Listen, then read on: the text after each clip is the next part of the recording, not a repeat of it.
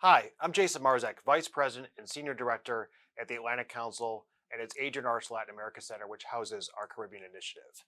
Welcome to another episode of Experts of the Americas, which brings together some of the most influential voices from the public and private sector across the Americas to think through some of the challenges to today's pressing issues and how to resolve them. I'm absolutely delighted today to be joined by the Honorable Dickon Mitchell, Prime Minister of Grenada and also the current chair of the Caribbean Community. Prime Minister, thank you so much for joining us here today. Thank you, Jason, for having me. It's an absolute pleasure to be with you. It's wonderful to be with you too. It's also wonderful to be with you because you've had quite a successful career. You became Prime Minister in 2022, 2 years and 3 months from today, after only 8 months into your political career. And you bring a long history in the legal career and with a vision of change in Grenada and bringing the country into the next generation. As part of our conversation today, we will talk about your vision for Grenada, but also your vision for Grenada at this important time as Grenada continues to feel the impacts of recovery from COVID-19, the impacts of climate change, Hurricane Beryl, and other issues that are paramount to not only Grenada itself, but also to your leadership as the chair of the Caribbean community. I want to start by asking you about your plans and objectives during your remaining time as chair of CARICOM. Well, thank you for giving me the opportunity. I think there are a couple of situational issues that we have to treat with as Chair of CARICOM. Topping the list is Haiti. We have been playing a significant role over the last 18 months in trying to get our brothers and sisters in Haiti to a point where the Haitians can lead the transition of the political process to lead to elections. CARICOM appointed an eminent persons group made up of three former prime ministers with the support of work by Ambassador Granderson, who's an expert on Haiti. And they've played a pivotal role in getting the various factions and political parties in Haiti to speak to each other. That led to the formation of the Presidential Transitional Council, which ultimately saw the resignation of Prime Minister Ariel Henry, the current installation of the Transitional Council, as well as the current Prime Minister, all with the aim of putting Haiti on a footpath towards a political process that would lead to elections. Now, obviously, as CARICOM, we felt this was critical because Haiti is part of CARICOM. So that's one strand that we have to continue supporting the various groups in Haiti on, and the Eminent Persons Group will continue playing that role. That has been resourced entirely by CARICOM.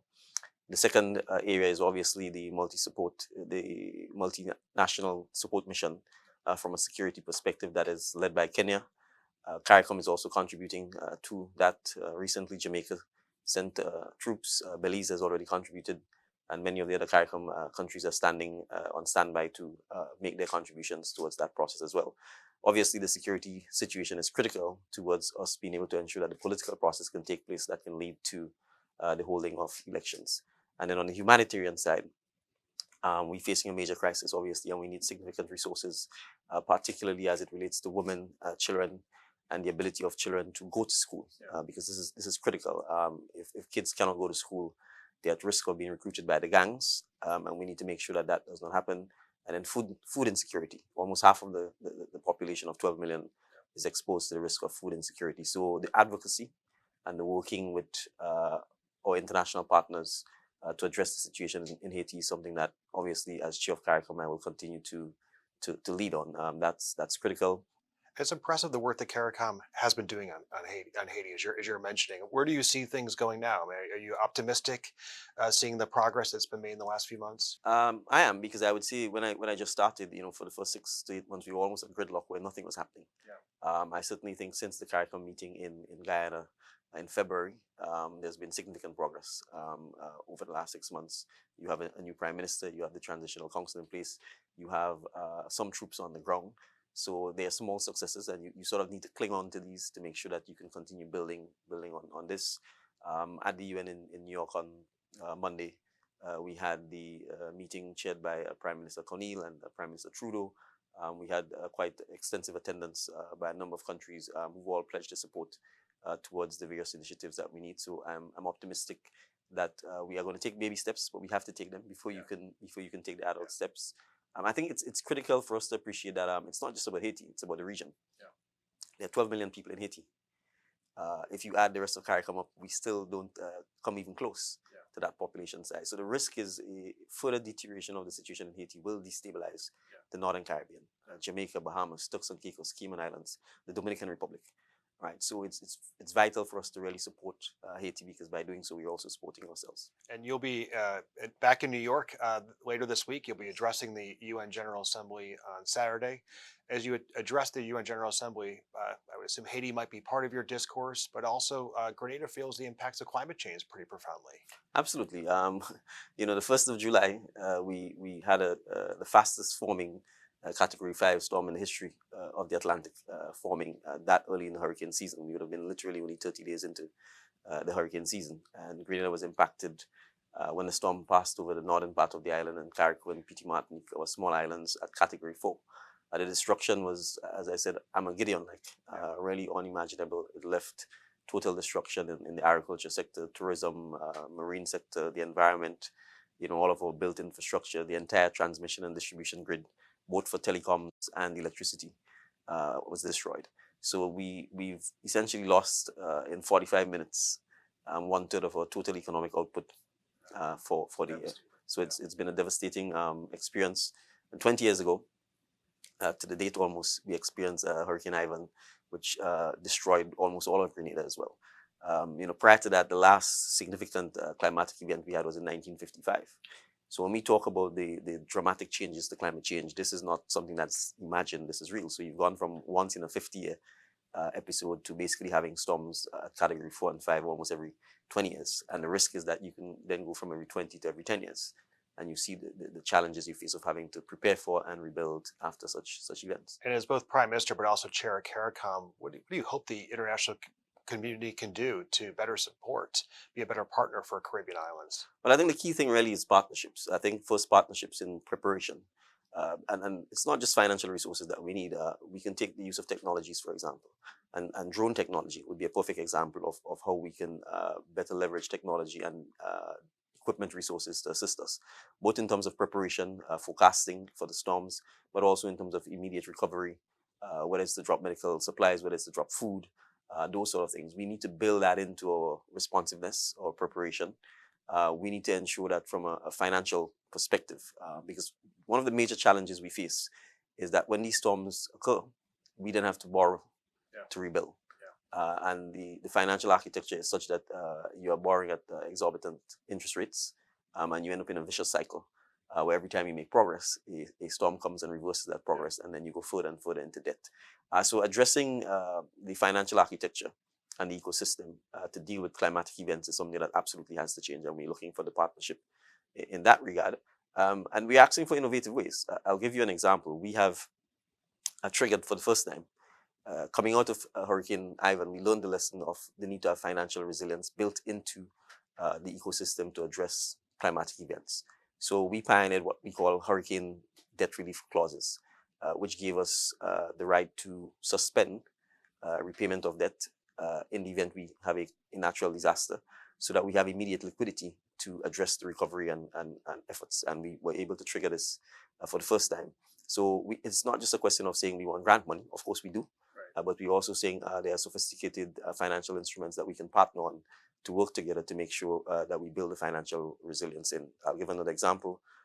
Coming out of Hurricane Ivan, we also became part of the catastrophic risk insurance facility that our partners have designed to ensure that we can actually get insurance to address climatic events. So, for example, as a result of Hurricane Beryl, that was triggered, and we were able to get payouts of about 48 million US to address our response to Hurricane Beryl. So these are just two examples of some of the areas that we're leading in, but we need the partnership with the international community to be able to ensure that we're successful in some of those areas. What I'll share with you, Prime Minister, too, here at the Atlantic Council, we are committed to helping to accelerate those partnerships, as you know, both through our Caribbean Initiative, through our Climate Resilience Center, but helping the international community to come up with solutions in which it can be a better partner for the Caribbean islands is absolutely fundamental, given the examples that you share. You mentioned science technology. You had science and technology for CARICOM. what do you hope to see insofar as the opportunities for digital transformation across the Caribbean? Well, I'm very happy you've raised this question because that really is my pet project, both as the lead, but from a very personal perspective as well. And at the CARICOM Heads of Conference meeting in Grenada, which I chaired, I outlined to CARICOM an entire digital strategy that we wish to pursue, covering from artificial intelligence, cybersecurity, to digital skills, because we really do think it's the opportunity for the early adoption of technologies, for changing the education system to focus more on digital skills, to upskilling and reskilling our population so that digital skills become critical, and to providing an opportunity for young men and women to remain in the Caribbean, earn better jobs, and be able to serve the global community. So, for example, we are looking to pilot a fund that would allow for the training of both technical vocational skills as well as digital skills.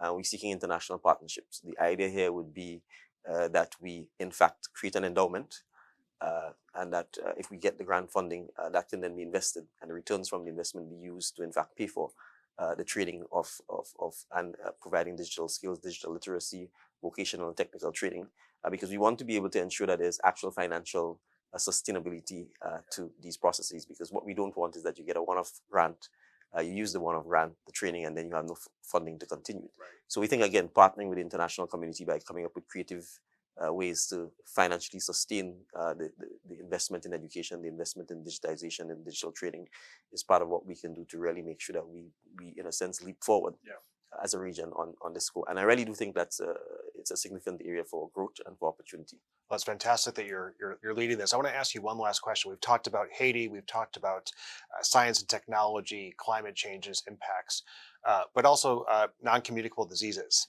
and the nexus between health and the economy.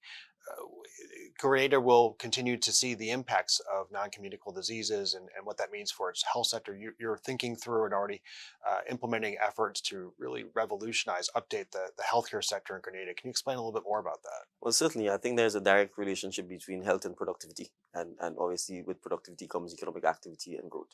The less healthier you are, the less likely you are to be productive, and the less likely is your country going to be economically successful. So for us, the burden of non-communicable diseases is a major actual pandemic, not just in Grenada, but in the Caribbean and in many developing countries. So we have to revolutionize the thinking around healthcare education to make sure that people understand that to a large extent we can prevent a lot of what happens to us in healthcare. And then it's too late and oftentimes too expensive for us to be trying to reverse it after the fact. So from what we eat, from a nutrition perspective, exercise, which is critical, things that are preventable like proper oral healthcare, some of the initiatives that we're piloting, but also revolutionizing the infrastructure around healthcare and getting private investment into healthcare is also critical, because the traditional approach has been the government has a budget and that budget is simply allocated for healthcare, whether or not it's adequate or not. And we think, given the opportunities that I've just talked about, it's an opportunity for us to partner with the private sector to actually create a healthcare industry. We're also keen to promote medical tourism, because we want to be able to sustain the financing of the healthcare industry. We think, Grenada is 4-5 hours from New York, 4 hours from Miami, and when people travel, they tend to be a little more, how should I say, courageous or ambitious in the things they do. And we want to be able to provide an opportunity for persons, whether it's dentistry and other areas, that on a vacation in a beautiful island like Grenada, you can do this. So there's a medical component as well. We've got a fantastic medical school on the island, St. George's University. We want to be able to better leverage that relationship as well to ensure that we can produce more healthcare professionals for the island and for the region, and really turn healthcare as part and parcel of the gross domestic product and the national output of the country, rather than simply seen as a burden that you have to meet. Well, Mr. Prime Minister, I want to thank you again for coming here to the Atlantic Council during a very busy week. Wish you the best for your speech before the UN General Assembly this coming Saturday. And again, a pleasure to have you here in Washington, although I look forward to the next time hopefully being in Grenada with you. Absolutely. So thank you again, and best of luck. Thank you very much. Thank you. Appreciate it.